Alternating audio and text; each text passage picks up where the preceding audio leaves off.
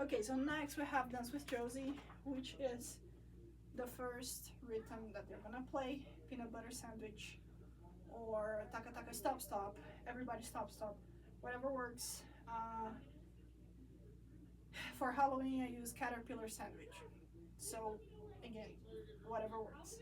At this time, of course, you want them to have a really good foundation, a really good play position, a really good bow hold. But know that it's not gonna be perfect. They're gonna get better across the book and the books. Okay. So they're gonna do the touch without any noise, and then they're gonna play peanut butter sandwich on E string for violin, A string for violin. Really important is I place the bow on the middle where I have 90 degrees on the arm, and then we go down from there. Okay, especially if they're young, it's really hard to understand the idea of going down first because it's really obvious for us to bring things to our body, but to have them go away from the body is not easy. So that's thing that you need to reinforce with them a lot, and saying doesn't help. Especially, I mean, if they're older, like 15 is gonna help, but if they're 5, they do not understand that you need to do with them. So the song repeats 8 times in total, like you're gonna play 8 times. So I usually do the first time with them, then I let them do the second time. It's gonna be crazy, then you do it again the third time, it's gonna be a little bit better by themselves on the fourth time, and so on. When I notice that the students getting the rhythm, I let them do more by themselves. Okay, I usually present this rhythm by itself on that week. So it's the only new thing that they're learning. They're gonna go home to work on that skill, so that when they learn the new skill, they're not crazy. Okay, because we need to present one thing at a time so that they are able to actually learn that skill before we go to the next one. Because next thing we're gonna already need to have a lot of things automatic. So at this point, for example, you don't want them to have the violin like this. You want them to have a really good violin hold. You want to have a decent bow hold, etc. I have, that being said, I have a student who's 5 and he has a really hard time holding the bow. So he played this song holding the bow like this. Now we're able to hold the bow like this with the pointer like that and the thumb round, but the pinky is not ready yet, and we're ready with fingers down. We're almost at the end of the book, but he's 5. This takes a lot of time. So now that he has this down, I'm gonna start working on the understanding of having the pinky up. So it depends student by student. Okay, and it takes a lot of time. That's why you want to present a song a week or something like that.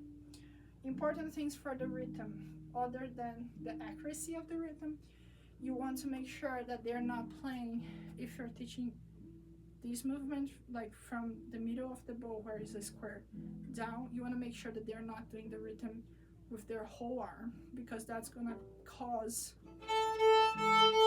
that instead of,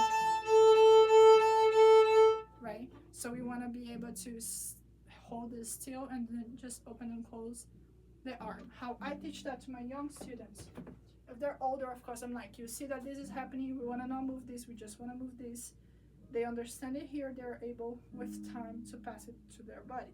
If they're young, they're not going to understand this. So you're going to have your hand holding here and then have them do the rhythm without touching your hand.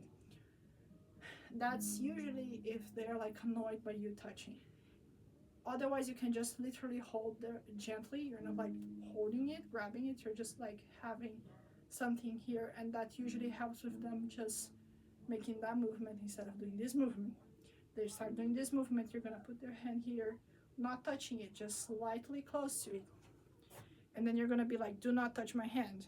They're gonna do that, and you're like, do not touch my hand. They're gonna do that, and you're gonna help them not touch the hand, and then they're gonna be able to understand. That's one of the most important skills. If the student is really good with understanding, you can start working with like how you want the rhythm to sound with.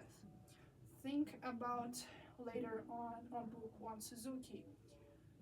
When we play peanut butter sandwich on Suzuki, we usually have détaché and then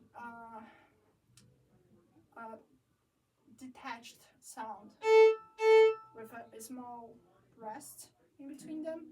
If that's what you want the students able to do that, you start working on that here. Why do I teach it like that? Because that rhythm is on Suzuki Book 1 because of that song, the Violin Double Concerto from Bach. So that rhythm is how it's going to be played from here. Okay, so everything has reasons behind it, and that's why I teach you with this.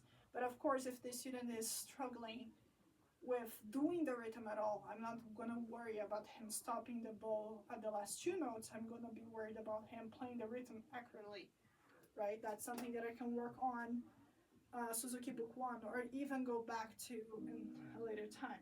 But this is next with Josie.